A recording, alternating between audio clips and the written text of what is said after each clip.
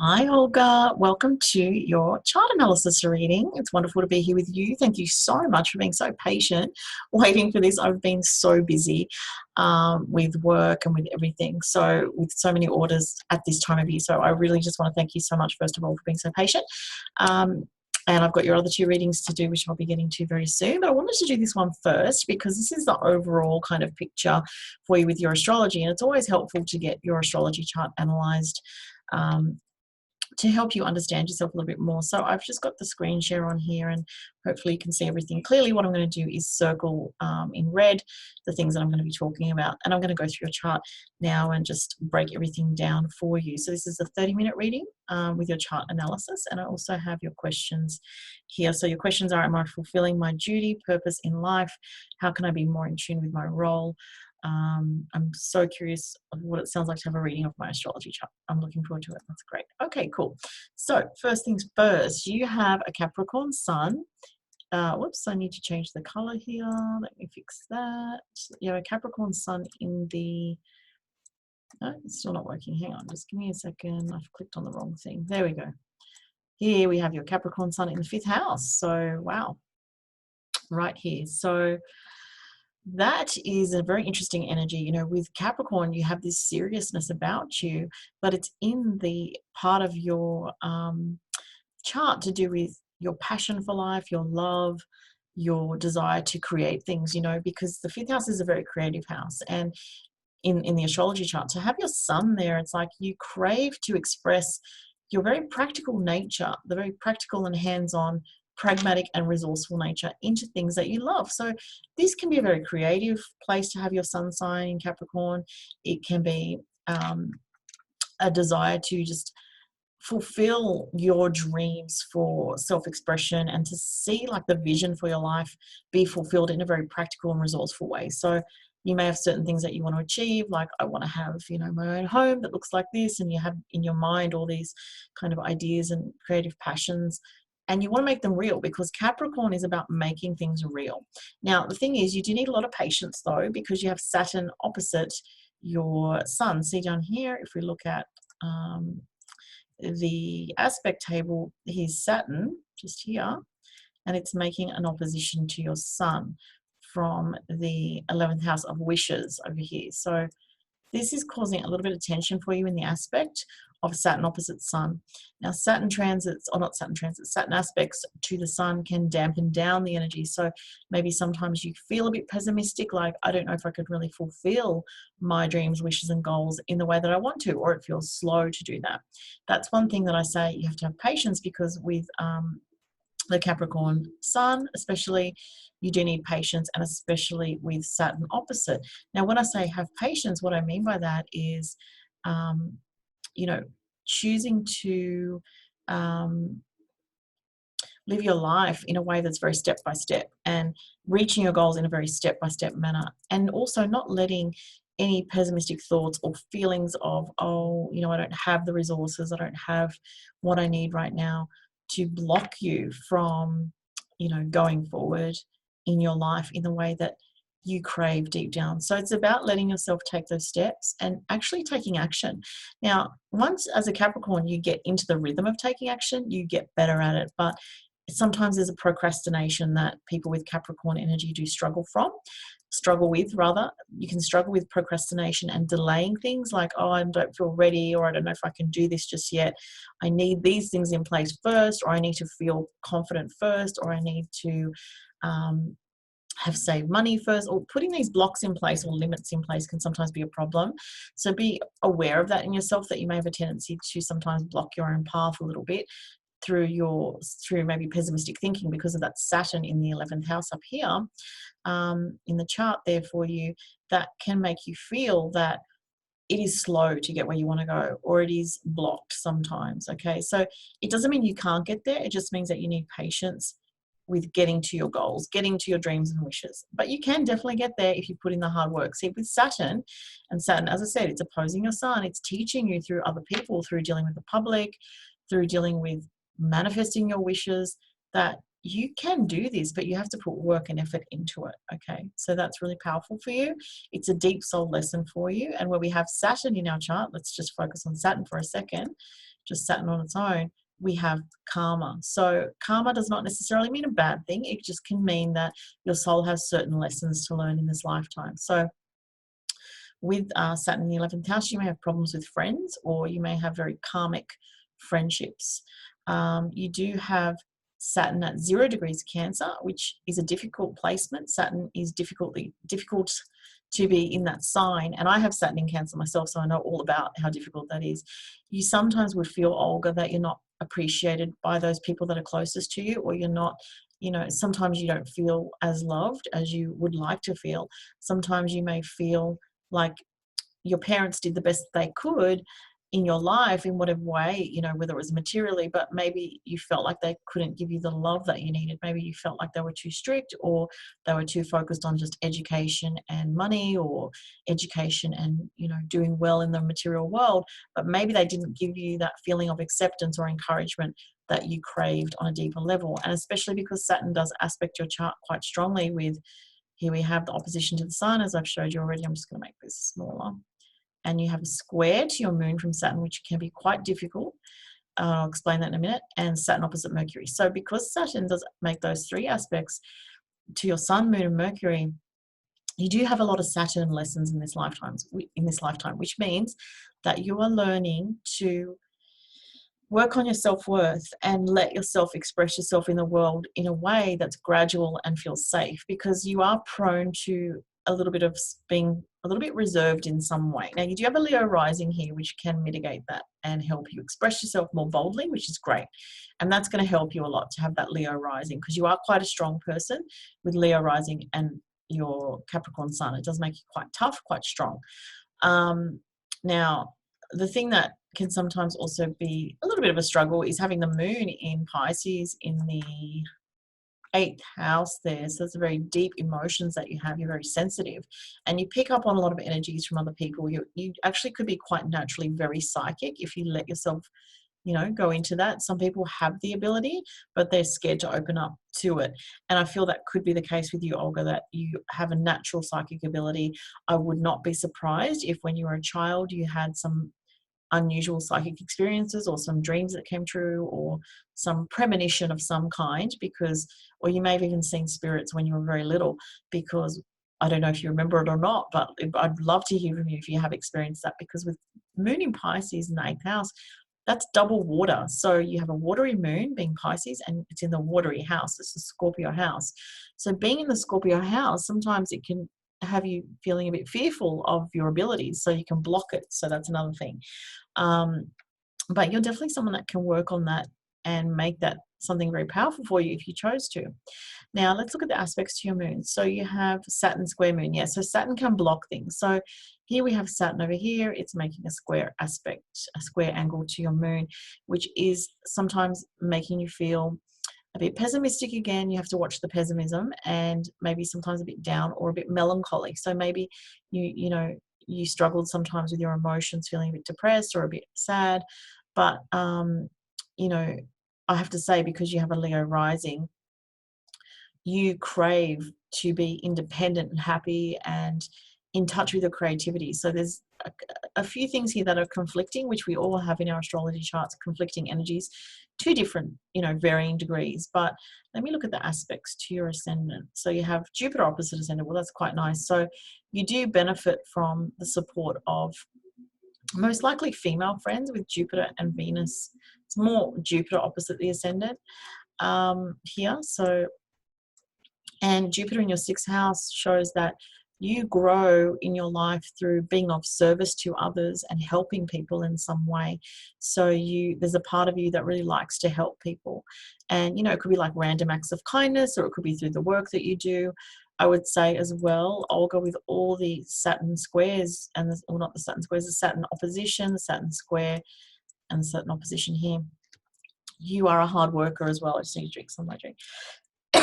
Excuse me, because when I talk a lot, my throat goes dry.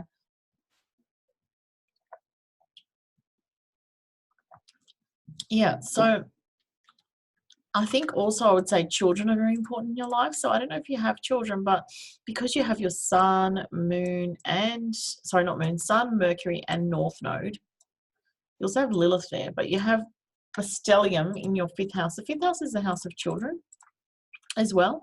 So if you have children, you'd be very responsible as a mother. You'd be very protective of your children, very, very protective of your children as well. With Leo rising, you're very protective of your loved ones. With Moon, the eighth house, very, very protective.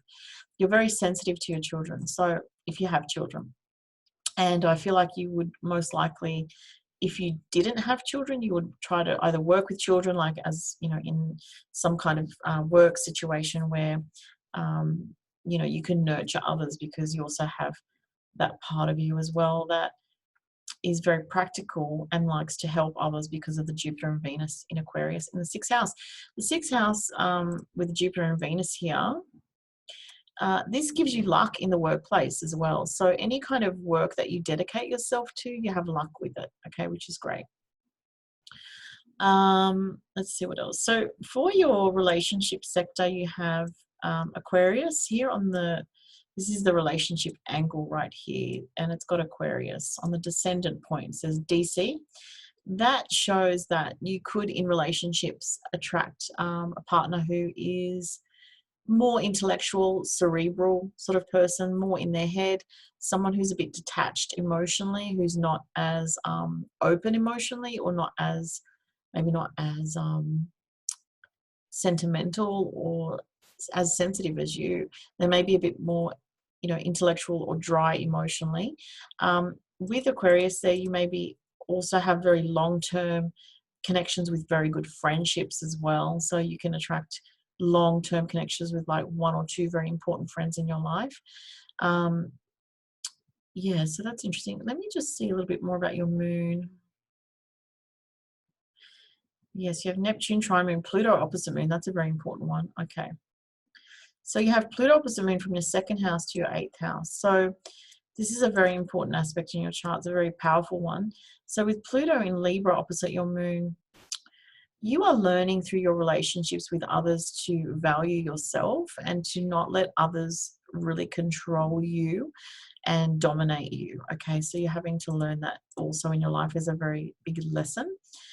Your self-worth is something that you go through kind of transformational times with. So it's like with this Pluto here in the second house in Libra, you may have gone through times where you really had to work on your self-worth from the inside out and really experience what it felt like to kind of face something within yourself that felt difficult or transformational, and it may have taken a long time. So you could have gone through a long phase of some kind of maybe a little bit self-destructive tendencies within, you know, and struggling with your self-worth on some level, and understanding that, you know, if you let others control you too much, that could be quite detrimental to you because of this opposition. So that's something where you may have felt like other people tried to control you in some way, maybe when you were younger, or could even be in the workplace, because it is in the financial sector with the second house. Could be something to do with money or other people's resources as well. Now, in terms of your purpose, you know, we all have purpose in life in different ways. And, you know, I do see there's a lot of energy here that shows that you could be somebody who teaches people in some way, because you have Mars in the ninth house, and there could be some connection with people overseas with you, like people at a long distance. And Mars in the ninth house makes you very passionate about your beliefs, okay? And with Mars there in Taurus, it means that you don't come to your beliefs lightly. You come to your beliefs through a lot of introspection, a lot of even research, study, analysis, working things out, and really thoroughly trying to understand things in a very deep way. So when you believe something, you can feel like you believe it very passionately, and you are the type of person who will do, you know, your research to understand things very deeply. And so it's not easy for you to change your mind when you've really made up your mind about something. So with Mars in the ninth house, it's good for research. It's a good placement for teaching and studying. And also the Jupiter and Venus in the sixth house shows that you can be a good teacher as well as The Leo rising gives you leadership ability, and so does the sun in Capricorn. So you have strong leadership, natural leadership ability, but the moon in Pisces does make you a bit shy and reserved and very sensitive. So you need to sometimes pull your energy back to yourself and have a lot of downtime away from other people, because you can get overwhelmed with other people's energies and emotions. So do give yourself a lot of downtime if you need it to kind of like regroup your emotions, or just pull your energy back and spend time alone reading, or just being in your own world to help you feel like you can disconnect from everything that's going on out in the world. Now, with your midheaven in Taurus, that means that part of your purpose is to create a very stable life for yourself in the material sense as well as in the emotional sense. So with Taurus midheaven, you don't really like too much drama at the end of the day. It's like you've been through that. You don't want to keep experiencing drama to do with other people, to do with friends, to do with what's going on out in the world. It feels like that's tested you a lot in life. And, as you go more towards your midheaven, you realize that, you just want to experience peace. And when you connect with nature, you find a lot of peace in that. So you may be someone who's very drawn to water, like the beach or the ocean, or just water or nature, or both, where you can just relax and sit on the earth and feel the connection with Mother Nature. That's very beautiful for you. That helps you to feel very connected to spirit, and it's quite powerful for you. Now, the other reason, I'm going to talk about your purpose again more, but the other reason I said teaching, also, that's part of your purpose. I feel teaching others in some ways, because you have part of fortune in Gemini, which is a communication sign, in your 10th house of career. So it shows that either working with children or communicate. If it's not working with children, it's communicating with others and helping others with information, helping others in a very hands-on, practical way, because of the Capricorn, because of the Gemini here. So on the 10th house, you have a combination of both Taurus and Gemini. So that means your career can be quite stable, but you could also do two different things. Or you could have a career where you kind of dabble a little bit in one thing, and then you do a little bit of this on the side, or you do, say, you're in some kind of career where you're mostly doing one job, but then on the side, they have you doing something else that they know you're good at. It could be something like that.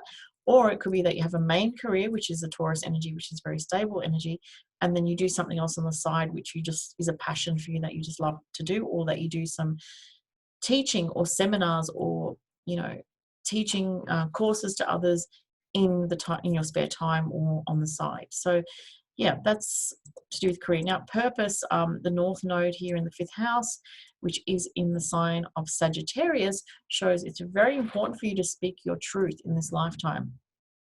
And what helps you with that is having a part of fortune in Gemini. So that shows when you speak your truth, you have luck come to you, which is great.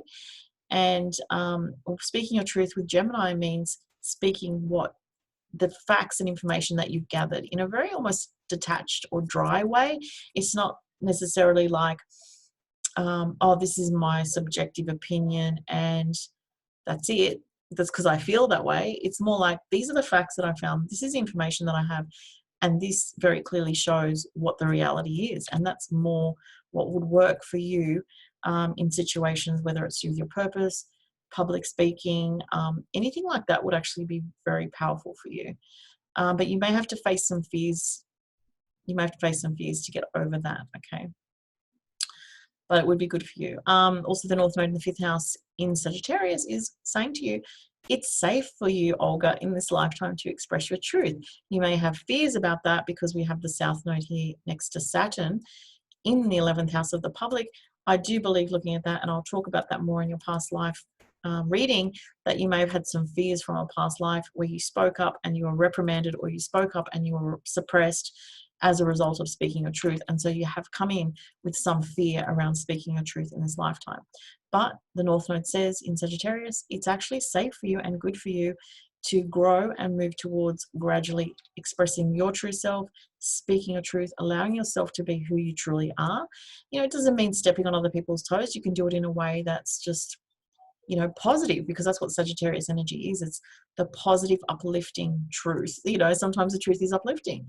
Sometimes the truth is wisdom, which is Sagittarius energy. So yeah, there's a lot there. So let me just see what else I can find out for you. You do have a lot of Pluto aspects, which is interesting. It can make things a bit difficult. As I said, you got Pluto opposite Moon. You've also got Pluto square Sun and Pluto square Mercury. Whoops, that was a bit crooked. Hopefully this is all showing up, my little circles that I'm drawing here. So yeah, these aspects from Pluto. So Pluto square Sun. So we have Pluto here in the second house, squaring over to your Sun in the fifth house. Yeah. So what this can do, Olga, is once again, it can make you feel blocked about expressing yourself. You may feel blocked in expressing your truth. You may feel blocked in expressing your self-worth or asking for what you want in love. That can be another thing because of the fifth house energy where your Sun is. It's Pluto from the second house of self-worth, also to do with the physical body. You may be learning in this lifetime as well to really, as I said before, to value yourself. And that is difficult when you have Pluto in the second house. So Pluto squares to the Sun. It also squares over to the Mercury, which affects your thinking about yourself. You may, sorry, I'll just get rid of some of these circles. There's just too many now. So Pluto square Mercury here. That sort of suppresses your mind in some way, and you can feel a little bit sometimes like, oh, maybe I won't say anything because I don't want to cause trouble. Maybe I shouldn't say anything because I don't want to cause confrontations, that kind of thing. Because with Pisces Moon, you're very sensitive and you can fear confrontations would knock you off balance or make you feel too emotional. So yeah, that's really a struggle that as I mean, you'd be in your 40s now, like myself. So as we get older, all these things that are difficult in our chart do get somewhat easier gradually over time. So it's going to be not the easiest thing for you to learn to speak up for yourself with this Pluto square Mercury. It's something where you, generally speaking, prefer peace and harmony and equality with people. But if you are pushed and someone really pushes your buttons to an extreme, you can really, you can react, you can get angry as well, and as we all can. But I think for the most part, you're someone who doesn't like to lose control of your emotions. You prefer to be in control and keep an element of detachment because of the Capricorn Sun and Mercury, and because of your Venus in Aquarius and your Mars in Taurus. These are all placements that prefer to feel a sense of self-control. What I'd say also, because you have Sun in an earth sign, Mercury in an earth sign, and Mars in an earth sign, you're a very capable person. You're very capable of getting things done, of you do tend to put pressure on yourself, but in a way that pressure kind of makes you feel like, I've got to do a good job, because I won't feel good about myself unless I do a good job in my work or, in things that are important to me. So you do push yourself to, be thorough with things, to complete things as much as you can, and, you should have pride in yourself for that, because that's quite a good thing that I see in your chart. You do have to watch issues to do with self-worth, though, because of that Saturn square Moon. Saturn square Moon is quite difficult because it makes us feel like we're never quite good enough. When we have Saturn square Moon, it can feel like I always have to prove that I'm good. I also always have to prove that, I'm capable, I'm doing a good job. And in a way, as I said, not as I said, but as I say to people, is when you have a square, and as I said, it's between Saturn and the Moon, you actually tend to know that you have to push yourself in order to succeed, because it's like if you don't, you feel like you just will go to an extreme and maybe not do anything. So Saturn square Moon, brings this energy of you feeling like wanting to prove to yourself and then pat yourself on the back. And what's good about these Saturn aspects is that when you put in the hard work in your life, you actually do get rewarded for the work that you've done. So it's not an energy where you'll just work and get no rewards. You will, but it will seem slow at times. Okay. Now you have Chiron in the ninth house here. So this might have been something to do with some struggle with, again, feeling good enough, because it squares your Sun, feeling good enough in achieving your dreams, your goals. Even in education, there might have been something in your schooling life that was difficult. Sometimes with Chiron in the ninth house, there's issues with bullying or other kids in school when you were younger, maybe causing you some problems or saying things to you which was upsetting to you. But Chiron is where we feel wounded, and in the ninth house, it's to do with our faith in life. So maybe you struggle a little bit sometimes with having faith in life, or breaking out of a pessimistic mindset sometimes, or feeling like, I want to have faith, but I just don't see how things are going to change. Or it's a struggle on the mental level to feel safe in the world because of things going on in the world. It can even manifest like that. So that's something for you to work on, is to work on healing on a spiritual level, because the ninth house is a very spiritual level. And Chiron asks us to heal the things that have hurt us. So it's Chiron in Aries, so it can be, feeling that you didn't feel worthy in schooling, or you didn't feel good enough compared to your peers, or you feel like other people had advantages in school that you didn't have. Something like that can be. But because you have Mars in the ninth house, you're very determined. When you want to learn something, you put your mind to it, you're really powerful. So, and you're very thorough, and you'll complete those things that you start. So that's powerful for studying. With the Mars in Taurus in the ninth house, whatever you take on to study, you will be very passionate about it, but you also like to be self-taught. You like to do your own thing as well, or because of the Uranus opposite Mars here. So Uranus opposite Mars from the third house to the ninth house. So yeah, that shows that you are very independent in your thinking as well. And sometimes you can sort of find that you can study for a long time and then you just need a break, and you're like, okay, I need to totally change what I was focused on and de-stress my brain for a day and then go back to it. Uranus in the third house could sometimes mean that there was a lot of changes in your friendships when you were younger, or that you attract friends who are unique thinkers, people that think outside the box as well, or people that are interested in things that are not mainstream, like astrology and stuff like that. Uranus in the third house also can indicate an interest in astrology, for sure, and especially from the context of relating and relationships, because it's in Libra. So you can maybe even find interest in astrology because you're trying to understand relationships. That could be another thing. And you are very much interested in, your passions and romance with all these placements in the fifth house. You do like to enjoy yourself in life, but sometimes because of the squares from Saturn here to your fifth house placements, sorry, not the squares, the oppositions and the one square to your moon here. So Saturn square moon, opposite Sun and Mercury. These aspects can make you feel like you don't get to enjoy your life as much as you have to work, or you have to work hard on the things to get the things that you want, or you feel like the joys of life don't come easily, that you have to put in so much effort. So that's something that you may struggle with or feel that you struggle with. But in terms of your purpose, one of the big things I would say is you're here to express your true self, your true thoughts, and communicate them, because of this part of fortune here in the 10th house in Gemini. And there is something to do with teaching others. That's a big thing that I see as a big part of your purpose. And you also have got strong leadership with a Leo rising. Now, you do always have to honor your sensitive Pisces moon that wants to pull you back from the external world and pulls you back into your private world. That's very important for you.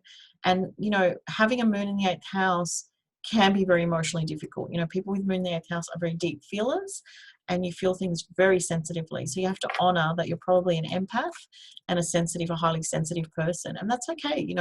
I'm one of those myself, so I know what that's like. We usually tend to be more introverts, and you can be extroverted with your Leo rising, but it will tend to be on your terms, like when you feel comfortable being extroverted, not just I'm always extroverted. It's not the case for you. You've got to balance those two sides of yourself, the side of yourself that just is very practical and also very sensitive, and the side of yourself that needs to communicate with others through the North Node in the 5th house, the part of fortune in Gemini, which will be very beneficial to you when you do, and the ascendant with Leo. You may even be interested in writing, because I see a lot of things here that show you could write a book, or creative writing could actually be really powerful for you. So yeah, let me just make sure I've just got your questions again. So yes, I do feel you are fulfilling your duty and your purpose in life.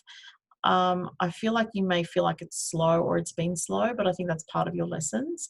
How can you be more in tune with your role? Okay, yeah, so to answer that question, how can you be more in tune with your role, Olga? By understanding that it's safe for you in this lifetime to speak your truth and to practice that. You don't want to come out with something really bold and out there if you're not used to it, but just start slowly, like teaching yourself to be more in tune with your own intuition in conversations with people. Like, don't suppress what you're going to say all the time. Maybe just say one thing, or hold something back, but then say something else that you wanted to say, and say it in a way that makes you feel like it's positive for the other person and positive for you. Like, try to word it carefully, but also be honest with yourself. So that's what I see with your chart.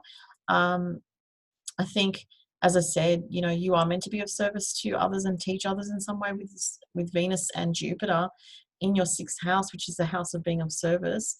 And in Aquarius, like, you might be really interested in humanitarian issues like equality, human rights, freedoms, people's freedoms. Very important for you potentially, especially with the North Node in Sagittarius.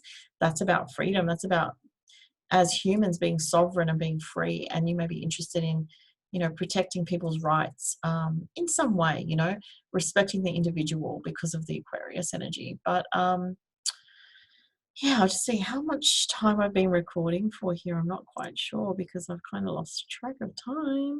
Let me see. Does it give me the time here? No, it doesn't. Hang on. Usually it shows like how long I've been recording for. I think I started at 12:40. I think it's been about 25 minutes. I'll just see if there's anything else that I can tell you about before I finish. The Neptune in the fourth house, I didn't cover that. Okay, so let's talk about that. With Neptune in the fourth house in Sagittarius, and Neptune does make a trine to your moon, it can be that one parent was very gentle or very spiritual and philosophical, maybe a little bit religious even, with Neptune in Sagittarius, or maybe quite religious. But there's something in the home that with one parent that was maybe one parent who was philosophical, as I said, spiritual, or who taught you to be in touch with your sensitivity or your beliefs, like your spiritual beliefs. You may even have some kind of psychic gifts from one parent who is more the sensitive one, the one that's more spiritual. There is more of a spiritual kind of connection with your family. You may have felt like with the Neptune in the fourth house, like either maybe your parents traveled or there was a lot of change in your family home. There was something unclear perhaps in the family or in the dynamics with your parents or one parent. You may have felt like, something feels like it was missing in some way from your home life or from your family, because Neptune is a very foggy energy and it can be like a feeling of not feeling connected properly.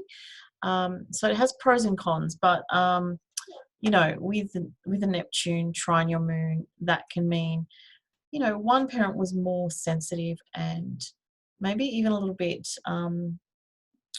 not as present in some way, because they maybe they didn't know how to deal with their emotions, so they escaped into things like religion, or it could be anything where you escape into something, or maybe you just feel like you couldn't access that parent in the way that you needed to.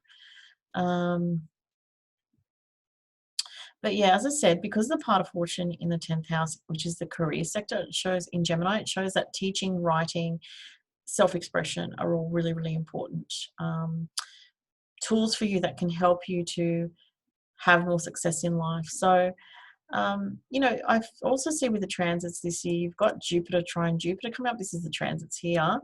So that's actually very positive for you this month, in the end of January into February. So that means that there's an opportunity coming for you to, we have through the transits certain things that we are opening up to when we have different transits. So you've got this opportunity coming with Jupiter. Sorry, it's Jupiter return, not Jupiter. I think I said Jupiter trine Jupiter. It's Jupiter conjunct, which is Jupiter return in the transit. So that's very good for you this year. This shows that you've got a big opportunity coming up in your work situation or in some aspect of your life where you're being of service to others. That's going to be very beneficial for you. So that's very good to see, and that's something very positive coming up. And also, I'll just say your progressed moon is in Sagittarius in your fifth house right here. So you're in a phase for the next couple of years where you're going to be feeling more serious about how you express yourself in the world, you're going to feel like you need to do some work in this area, because it's going to go, your progress moon's about to go into Capricorn next month, actually. So it's in Sagittarius now. It's going to go into Capricorn from next month. You may feel more serious about your life, like from the next, in February onwards. For the next couple of years, there's this seriousness of emotion, like I need to do the work to progress my life, or to do more of the things that I'm passionate about, because it's in the 5th house. To be more committed and responsible about the things that are important to me personally. That's where you're going to be focused for the next couple of years as well. All right, so, and I'll just also mention you have change coming in the career sector. The first part of 2021 with Uranus coming, actually, I'll just check when that is for you. It is actually in July this year. So in July this year, you have Uranus conjunction midheaven, which shows a change coming to your career. Okay, and it could be an unexpected change, or you're just feeling very, very restless and like you need to do something new. If it's not coming from you, it's coming from the external, where things will just change and you'll find that you start something new this year. So I'm going to finish there, Olga. Oh, I just saw 111 on the clock. All right, so I hope that was helpful for you. If you have any other follow-up questions about this, do email me and ask me. Happy to reply, and I'll be getting to you up the 2 readings very soon. Thank you so much. And I'll also be sending you a copy, or you'll get the copy of this video, and you can watch. This will be on a private link, so you can watch this anytime you want, at any stage in the future. Thank you so much, Olga. All the best. Take care. Bye.